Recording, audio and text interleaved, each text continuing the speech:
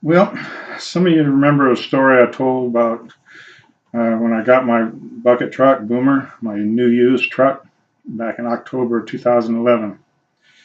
I went to Moline, Illinois, and that's where my truck was. And I figured they were the only company that had a 30-day, 3,000-mile warranty, so it was worthwhile to go there and fly there and drive it back, all under warranty.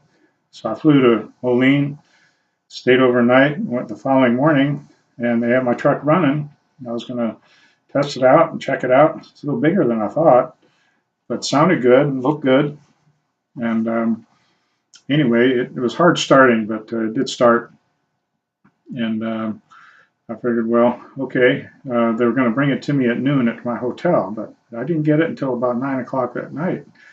And so I was late getting out on the road, but it was Highway 80 all the way. It was really cold. I woke up. I figured I'll get a few hours sleep and head out. Don't remember the exact time I left, but it was hard starting, but it did start. And went about 150 miles that night. And then just as it was getting light, I made it as far as Ames, Iowa, almost Des Moines. And all of a sudden, I heard a bang and a whiz, and there was one exit away from a truck stop. So I pulled into the truck stop, and they checked it out and said, you know, you lost your fan and your fan clutch.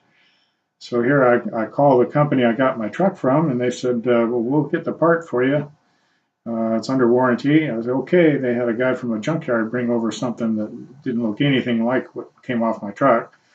And I'm sitting in the hotel all day waiting for them to fix my truck. So I'm on the internet looking for this part.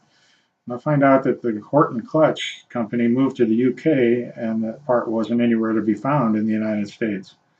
So this company I bought my truck from said, well, that's a tough engine. Why don't you go ahead and just watch the gauges?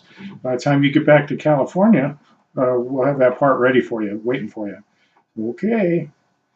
So anyway, I had to spend that night in the hotel. Next morning, that truck wouldn't start. I had to have it jumped. But I took off, headed for Laramie, Wyoming, is how far I made it that day, 600 or 700 miles, I think it was. Just getting dark. I've one more tank of diesel, and someone told me it's going to be below zero tonight. You better put some diesel additive so it doesn't gel on you. So I did that, the last tank. And so I'm pulling off to the Hilton Garden Inn there in Laramie, and I checked my rearview mirror, and there's smoke coming out of the back of my truck. So anyway, so that's not good. Uh, I figured, well, it must have been that diesel additive I put in there. I'll get a few more hours sleep, and then I'll head out in the middle of the night and then blow that smoke out in the diesel fuel, and maybe half a tank. That fresh diesel fuel will take care of that smoke problem.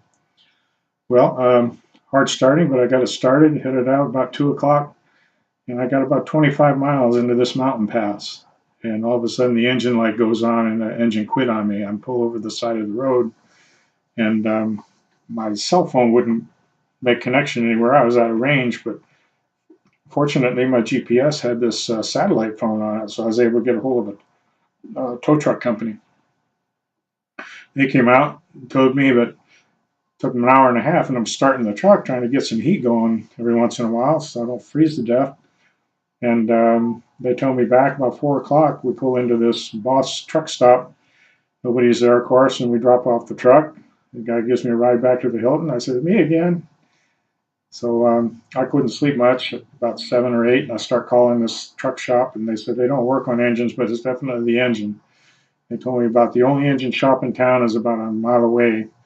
And I said, okay, I'll come over and get the truck over there then. So I get over there, and I'm driving the truck about every half a block. It quits on me, and it's smoking like crazy, but I get it to the engine shop. And so they were going to rebuild it for me, but started thinking, well, there's no warranty. I'll find an engine.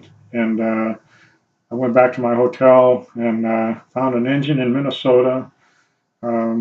The company that made the Horton clutch said, we don't make it, but we're not supposed to tell you this, but somebody with your engine actually used a Ford fan and an Eaton clutch. You might try that.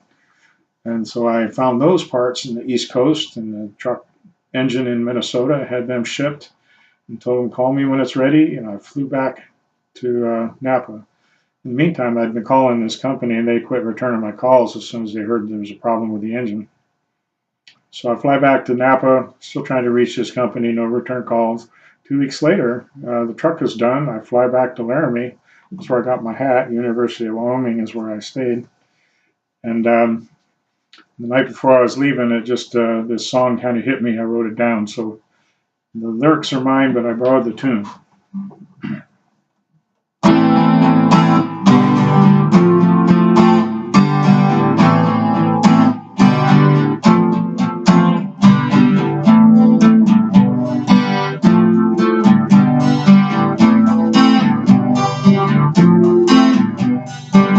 I drove my truck, I spent my luck approaching your fair city. At first the fan, at least it ran. The rest it wasn't pretty. The mountain pass, the fire blast that struck the mortal blow. Overheated and defeated, I called in for a tow. Why do you love me? Why do you love me?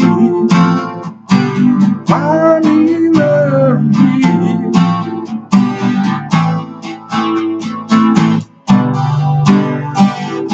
Folks are nice, I've been here twice. I kinda hate to go,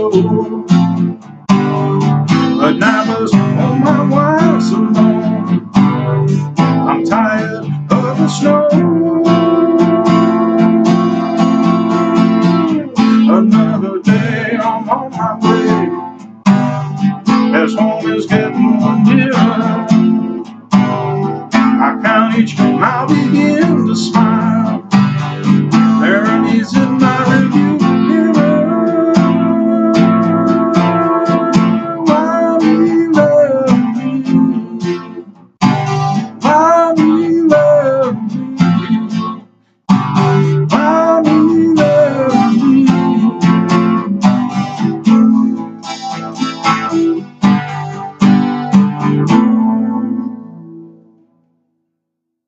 Keep on trucking.